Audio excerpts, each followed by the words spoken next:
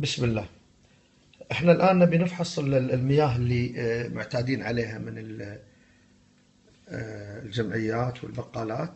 عندنا أبراج، عندنا أكوابينا، عندنا اي بي سي، عندنا أروع. عندنا طبعا الفاحص، ميزة هذا الفاحص يبين إذا الماء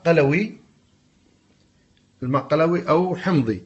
إذا كان ماء حمضي يعطي اللون درجات الأخضر ثم الأصفر ثم الأدنى، وإذا كان الماء قلوي يعطي درجة الازرقاق فما على الغامج. إلى أن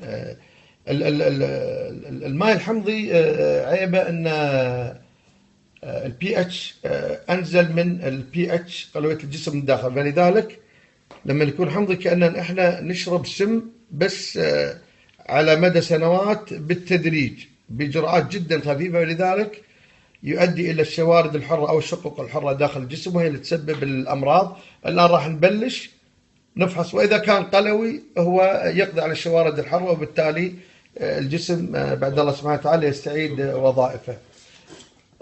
الآن راح نجرب نفحص الماء. إذا سمحت أخ ميرزا، إذا سمحت ميرزا. هذا برج، وهذا أكوافينا أبو قنبر، الله يعطيك العافية أبو قنبر. وهذا اي بي سي. أيوه. هذا أروى. هذا أروى. وهذا ومدري الماء القلوي. الماء القلوي هذا الجهاز هذا يحول ماء قلوي. طبعا هذا اللي هو القلب داخل الجهاز هذا في ثمن قطع من الداخل تحول الى الماء قلوي. فاذا كان الماء قلوي صحي للجسم يعطي 9.2. اوكي، يعني معناته فوق الهيدروجيني البي اتش اعلى، فقلوي يفيد الجسم. الان بنجرب احنا الان ابراج نشوف هل هو قلوي او حمضي، نفس ما حطينا الماء الحين. شوفهم. يلا تفضل يا ميرزا. الان بقنبر الماء هذا كوافينا. والله الالوان كلها حمضيه اسيديه. لا حول ولا قوه الا بالله، لا حول ولا قوه الا بالله. الالوان كلها. شنو هذا اخر واحد؟ اروى.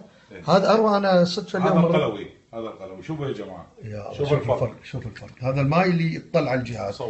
الالوان هذه الحمضيه معناته الواحد يشرب ماء غير صالح للاستخدام الادمي، وعلى المدى البعيد يعمل سكر، ضغط، كوليسترول، يعمل تليف للكبد، يسوي اعوذ بالله يؤدي الى السرطان. هاي ابراج، هذه كوافينا، اي بي سي، أروى. هذا الماء القلوي الصحي.